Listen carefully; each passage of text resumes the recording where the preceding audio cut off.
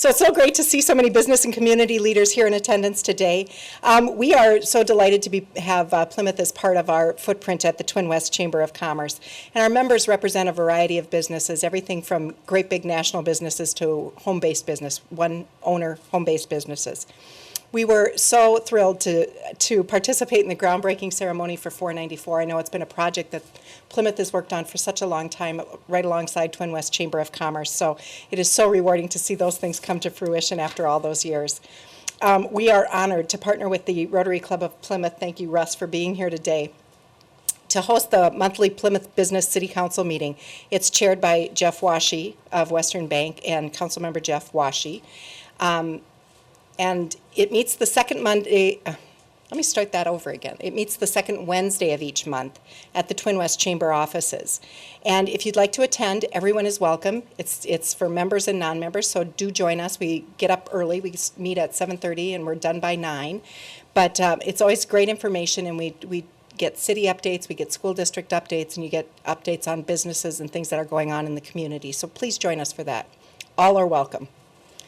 We have a long history of working with local governments. We recognize the importance of strong cities in creating healthy business climate, and we appreciate the active involvement and support of our elected officials as well as the city staff. So thank you to the great city staff in Plymouth. We enjoy such a nice relationship with you guys. Thank you to Mayor Kelli Slavik, the Plymouth City Council, City Manager Dave Callister, and all the city's great staff for their leadership and partnership with the Twin West Chamber of Commerce. And with that, please join me in a warm welcome for Mayor Kelli Slavik.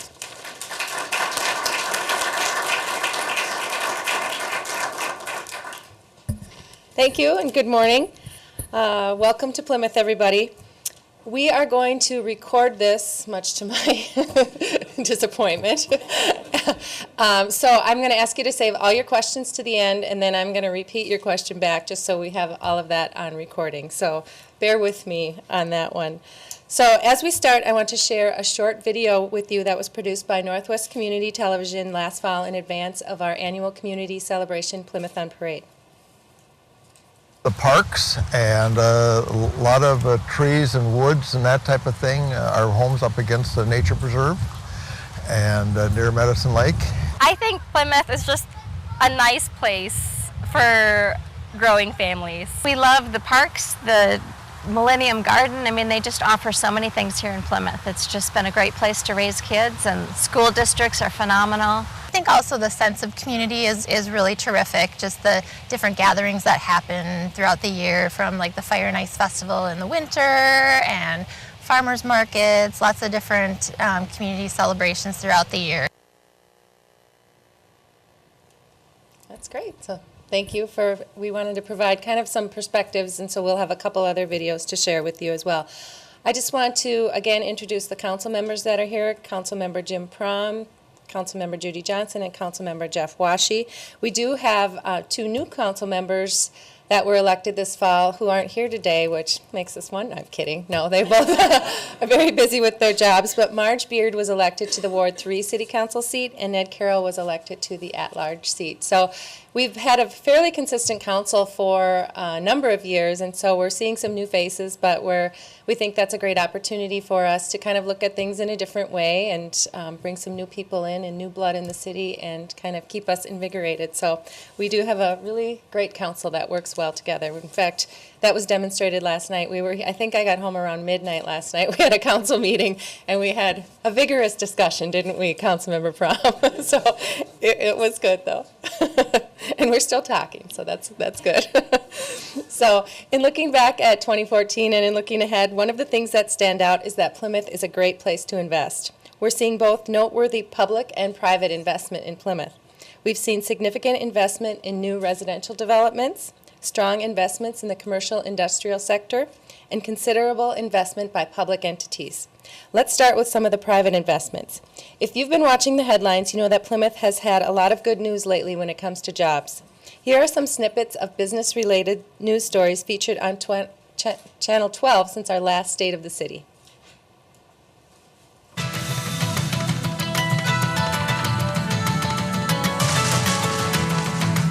One of Minnesota's largest banks is saying goodbye to Minneapolis and hello to Plymouth. TCF plans to move about 1,500 employees to the Plymouth Corporate Center building.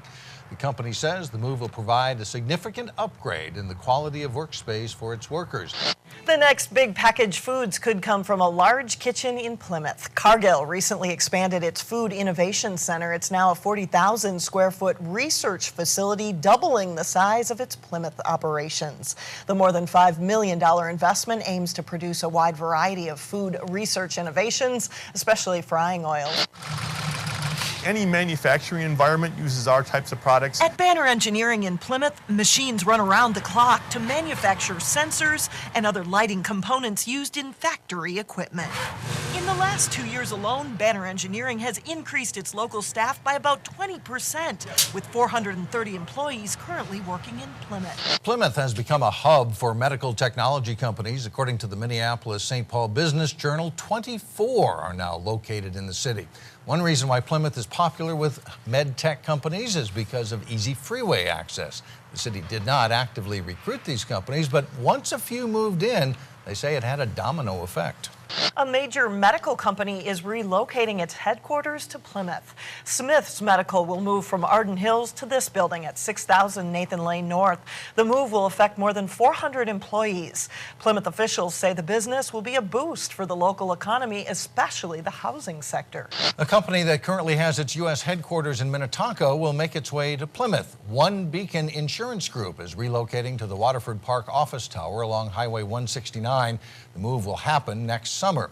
One Beacon, which has its legal headquarters in Bermuda, says the move will allow the company to expand in Minnesota. This is one of the new models we introduced last summer. This is the Razor XP 1000. The off-road vehicle in the lobby of Polaris's new Bass Creek headquarters in Plymouth is fitting. 1000 cc's, they love it out there in the desert. That growth is one of the main reasons Polaris opened up this second headquarters in Plymouth this month off Highway 169 and Bass Lake Road. Youth sports are big business. In this week's Business Matters, we visit a new dry land training facility in Plymouth that's geared to give young athletes the edge. At the new Acceleration Northwest Sports Training Center. It's a 7,500 square foot dry land facility built onto the Plymouth Ice Center. This facility represents a public-private partnership. It's just a win-win situation for the city, for Acceleration Northwest. The City of Plymouth and the Wayzata Youth Hockey Association paid for construction of the $1.3 million facility. Acceleration Northwest now has a 10-year contract to lease the facility from the city.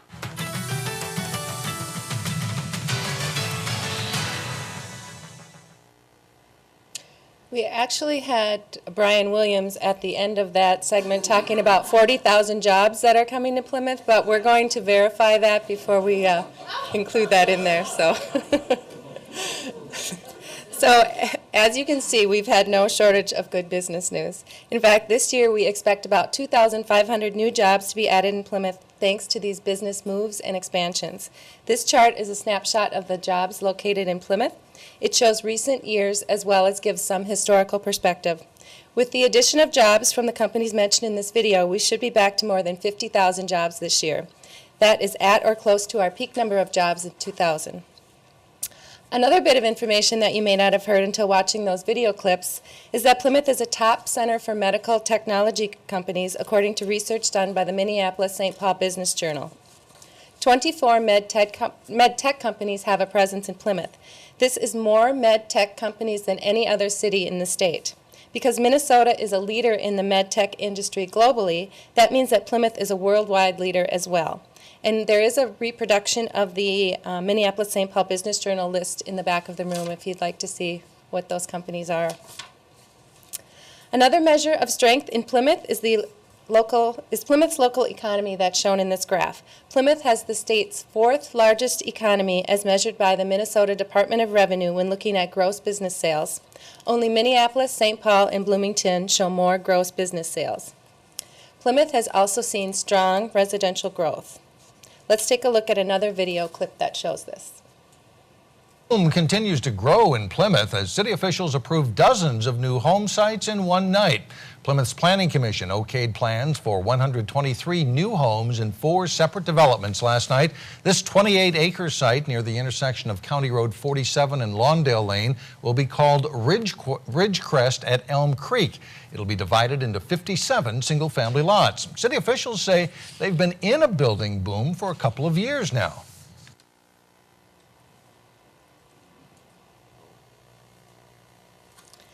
So Plymouth issued 310 residential permits in 2014. That's the highest for any West Metro community last year. Of those, 291 were for single-family homes and 19 were for townhomes. Builders and developers are continuing to plat and extend water and sewer to additional lots, which will allow residential development to continue at a healthy pace. We expect that the community will hit build-out in about 8 to 10 years, assuming a steady 250 units are built per year. Of course, that's also dependent on economic conditions. To help build off our success and better position ourselves for the future, the city is initiating a formal economic development program this year. We will hire a point person later this year to lead this effort. Through this initiative, we will strengthen connections with the business community, monitor real estate market conditions, and help the private sector visualize development opportunities in Plymouth. Economic development outreach will become increasingly important as Plymouth has very few green fields remaining for commercial industrial development. Most future commercial industrial development will be tenant improvements to existing buildings or redevelopment of sites. We are also seeing significant investment by public entities in Plymouth. Wayzata Schools is making a sizable investment in Plymouth. The school district voters approved nearly $110 million last year to allow for expansion of Wayzata High School, construction of a new elementary school, and upgrade of safety, security, and technology infrastructure district-wide. Both the high school expansion and elementary school projects are expected to be finished in time for the 2016 school year.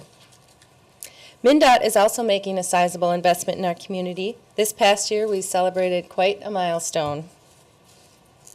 Today that we can officially break ground on this project. 100,000 cars per day on this particular stretch of road, and they are all hoping that this will provide some relief, and we know it will.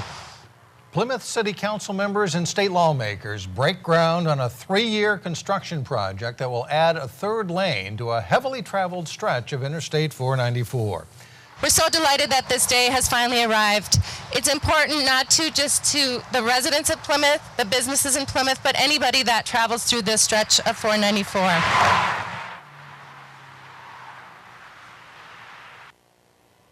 Looks so nice out. So the I-494 project will create a third lane between Highway 55 and the 694 interchanges and will make for a safer and less congested highway. That said, we must endure some pretty tough construction before we get to the benefits.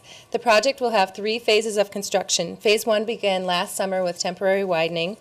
In the 2015 construction season, we'll see the southbound lanes reconstructed and widened. In 2016, we'll see the northbound lanes reconstructed and widened. MnDOT will hold 3 open houses on 494, 1 in late February and 2 in early March to provide information to the public. We have listed the dates on the calendar on our city website. The Plymouth open house is set for Thursday, February 26th at the Plymouth Library from 5 to 7 p.m. And we've also put some reminder cards in back about these open houses. And MnDOT is also hosting for businesses, they're hosting a meeting March 12th at 8 a.m. and 3 p.m. The same information will be presented at both meetings, and it'll be at our Plymouth Creek Center. So all of that information is on the cards in the back room. Also on the cards, there is an opportunity to get alerts and updates from MnDOT on this project. I think that's pretty important because there will be some lane closures and detours, and it's going to be a little rough out there. But it is a badly needed project, and we're working very hard to coordinate with MnDOT as it's their project, but just to share this information with our community. The city is also making significant investments. We will have 3 major roads under construction in Northwest Plymouth this summer. They include Vicksburg Lane, Peony Lane, and Cheshire Parkway. While all 3 road projects are needed and driven by growth, we will have construction headaches in the near term, particularly given the 494 project. We expect the Peony Lane extension and realignment to be finished this construction season. We hope to have it open before school starts in the fall. And as having two kids at the high school, and I know some others do too, we're really going to get that. Our Public Works Director has kids at the high school too, so we're going to make sure that gets open. So the extension of Cheshire Parkway, which is being built in conjunction with the Trillium Wood Senior Development, will provide another north-south thoroughfare when it's finished late summer. We will also kick off the much-needed reconstruction of an expansion of Vicksburg Lane this year. We will expand Vicksburg Lane from 2 lanes to 4 lanes. To help alleviate some of the congestion in road construction northwest Plymouth, the City Council changed the phasing for work on Vicksburg Lane. In 2015, the southern portion of Old Rockford Road to Schmidt Lake Road will be constructed, and in 2016, the Schmidt Lake Road to Maple Grove border, including a bridge over the CP Railroad, will be constructed. We changed the sequencing because MnDOT informed the city of its plans to close County Road 47 and Schmidt Lake Road as crews tear down overpassing southbound bridges for 494's third lane expansion. Each intersection will be closed for roughly 6 weeks this summer. Roads aren't the only thing that will be under construction in Northwest Plymouth this year. We'll also begin work on the Northwest Greenway. Since 2000, Plymouth has been working towards its vision of a Northwest Greenway, a more than 350-acre reserve of land with a carefully situated looping trail allowing access for walkers and bikers. The city has acquired nearly all of the land needed for the Northwest Greenway. Construction will begin this year. In 2015, we'll work on the eastern section, and in 2016, construction will move west toward Vicksburg Lane, including a pedestrian bridge over Vicksburg Lane. In addition to the Greenway, the city has been investing in our city center. The Hildy Performance Center is one of our most recognizable landmarks and a hub for community events. The Parks and Recreation Department is focusing on Phase 2 improvements at the Hildy. These improvements will make the Hildy more visible by creating a centralized entrance off Plymouth Boulevard, including an electronic sign that will be used to highlight events at the Hildy as well as other parks. Improvements will include a plaza area around the pond, trail extensions within the park, and the band shell will be freshened up with a new coat of paint. The project will be finished in time for Music in Plymouth on July 1st. The Park and Rec Department is also talking with concert promoter Sue McLean and Associates about another paid concert at the Hildy. If it's approved by the City Council, the concert will be hosted on August 21st, and an announcement of an act will be forthcoming. The Veterans Memorial will open this summer, though we don't have a hard date for the opening yet. The memorial is located on the edge of the Hildy, just at the far end of our parking lot here at City Hall. There will be a granite wall inscribed with names honoring those who have served in the military. A grove of trees will serve as a living memorial. There'll be a water feature and also military service flags. The Plymouth Ice Center, also located in City Center, is slated for improvements. On our list of future projects is to take care of some needed maintenance at our 18-year-old ice arena. The Plymouth Ice Center is due for a new roof, flooring improvements, and federally mandated refrigerant conversion. Plans also call for resizing the Olympic size rink to a professional size rink, which is more popular and will help ensure the long-term viability of our ice center. To do this, we are asking for state support. Last year, the city submitted its first ever bonding request to the state, asking for $2.1 million. The city will more than match that amount dollar to dollar if we receive state assistance. Our request was not included in last year's bonding bill, so we are back again this legislative session. Our ice center is a regional asset, drawing more than 500,000 visitors a year. It's the second busiest arena in the state of Minnesota. It contributes to our area economy as out-of-town visitors stay at area hotels, eat at restaurants, and shop at local retailers. We believe this $2 million request to the state is only fair, especially given that similar-sized cities of Rochester, Mankato, and St. Cloud were collectively awarded $61 million in 2014 in the 2014 bonding bill to make improvements to their area and civic arenas and civic centers. I've touched a bit on parks and public works, but I also want to mention public safety. Both business people and residents place a high value on maintaining a safe community. Public safety continues to be a high priority. We've made investments across the board, including recently installing our 13th storm siren and purchasing a new fire engine. We are also transitioning to a new SUV-style police squads that will better accommodate the computers and other technology that's needed on the street. Additionally, several public safety issues are included among our legislative priorities. The City Council will working on this year as we meet with state legislators.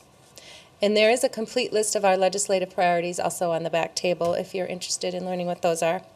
I also want to note that our police chief, Mike Goldstein, recently earned a new credential. The Minnesota Chiefs of Police Association certified Chief Goldstein as a master practitioner, the highest certification level in the association's new credentialing program. The chief has been a leader in Plymouth and beyond, so it's fitting that he was among the first to receive this certification. Transportation and transit are typically of interest to our business community, so I want to tell you about a change with Plymouth Metrolink. As you may know, Plymouth operates its own bus system. In the 1980s, we were the first community to opt out of the regional system. This has allowed us to keep our transit dollars local and to tailor our bus system to Plymouth-specific needs. We recently entered into a contract with Southwest Transit to assist with administrative, customer service, and technology-related duties for Metrolink. Through the collaboration, Plymouth maintains control of Metrolink while leveraging Southwest's expertise and resources in these areas. We have a free Plymouth Metrolink app available with real-time updates on bus time arrivals. It has a trip planner and push notifications of rider alerts, making it easier for riders to keep updated on the schedule adjustment, route changes, and other information. I've talked a lot about investment in our community, and Plymouth is a great place to live, work, and raise families because of our business momentum and public investment in our schools and infrastructure. But another competitive advantage is the City of Plymouth's financial strength. I want to briefly address our city finances. As the provider of public infrastructure like streets, trails, parks, water and sewer, as well as services such as police and fire service, street maintenance, and snow plowing, Plymouth works hard to provide a good value to both businesses and residents.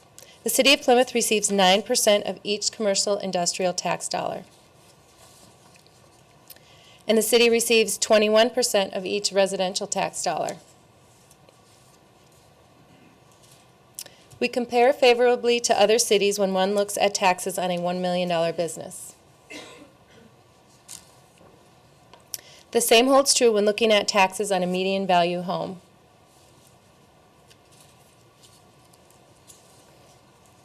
This chart shows how Plymouth tax rate compares to other Hennepin County cities with populations of more than 10,000. We're the second lowest of our peer communities. This shows how we fared with the 2015 levy increase compared to similar cities. Again, we are the second lowest. And over the past 5 years, the City of Plymouth has had an average levy increase of about 1% each year. And Plymouth has maintained a stable levy per capita. The City of Plymouth holds the highest bond ratings possible from 2 rating agencies, Moody's Investor Services and Standard & Poor's. Plymouth is only one of 12 Minnesota cities to hold this distinction. There's a lot of good news in this year's State of the City. We face challenges too. As is Plymouth's tradition, we will emphasize planning to meet them head-on. Motorists will face frustrating traffic in the next 2 years as several projects are constructed simultaneously in Northwest Plymouth. The city has tried to coordinate its projects as well as it can to accommodate closures required by 494, though we recognize that construction over the next 2 years will test drivers' patience. We'll see fewer commercial industrial sites available. The city is starting an economic development initiative to assist businesses who want to expand or move here. We want to help identify opportunities for redevelopment or ways to make tenant improvements to existing buildings. We'll see slowing residential growth as Plymouth hits build out in 8 to 10 years. City staff is working on developing a 10-year financial plan that will help prepare the City of Plymouth for this change. With that, I will take any questions that you have. I hope I've addressed most of them, but I'd love to hear what you guys are thinking and what kind of questions you may have for me today.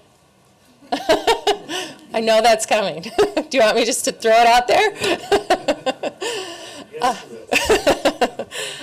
So we, as you know, Walmart had purchased the Four Seasons Mall and kind of, it's been vacant for a while. They own it and they control it, and so they did not renew leases with the tenants. It's been sitting vacant, and of course we would like to see something there. The city did initiate a study a few years ago and put a moratorium on development to find out what might be the best uses for that building. And we shared that information with the community. We shared it with Walmart. Walmart decided to sit on the property for a couple more years, but recently it has come up for sale, and we have not really had any new news yet about any potential purchases, or I think for a long time the site was listed without a sale price. I think now there's no price attached to it yet either. So I think Walmart paid a premium for that property, and so I think there maybe some challenges ahead, but I think perhaps it's good news that the site is for sale, and we're hopeful that we will see some development there that is a benefit to our community. I did have a conversation with a developer that was looking to put, who wants to not make it public yet, but that was looking to put some sort of restaurant retail activity on the site. So there's at least discussions happening, and we're very hopeful that we're going to see a development come forward that will be a good fit for that neighborhood in that area of the city. All right, any questions? Wow. You did a good job putting the information together. Any comments you want to share? Or? Sure. As I mentioned when I introduced myself, 30 years in Plymouth. I've been around for a while. I travel the world. I have comparison. I have to congratulate the mayor and the city council, because I'm very proud when I see the financial numbers to live in Plymouth. Thank you. Thank you very much. That's an unpaid testimonial, by the way. Thank you. Appreciate that. Any other questions, comments? Well, I really want to thank you for coming out this morning. I know it's kind of icky out there today with the wind and the road conditions, although the Plymouth roads are better than the rest of them, I think. But we really appreciate all that our businesses contribute to our community.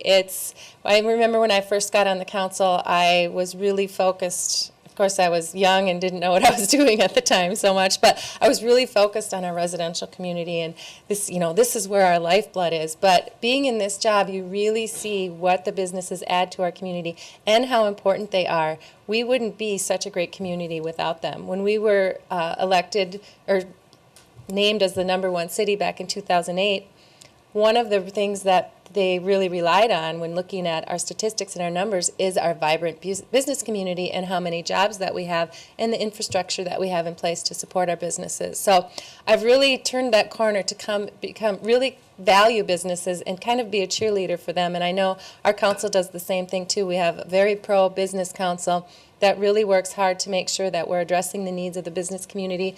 We're really excited when a business invites us to come out and see their business and look at what they're doing, tell us what they need.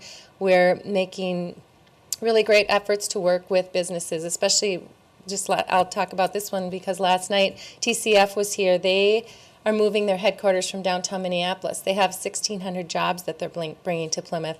Well, everybody can get to Minneapolis on a bus or some sort of transit, but not necessarily to Plymouth. So we approached TCF, what can we do to help you? What can we do to make this work? And one of the things that we can do is to provide them a bus route from downtown Minneapolis. Like I said, everybody can get downtown, but not necessarily to Plymouth.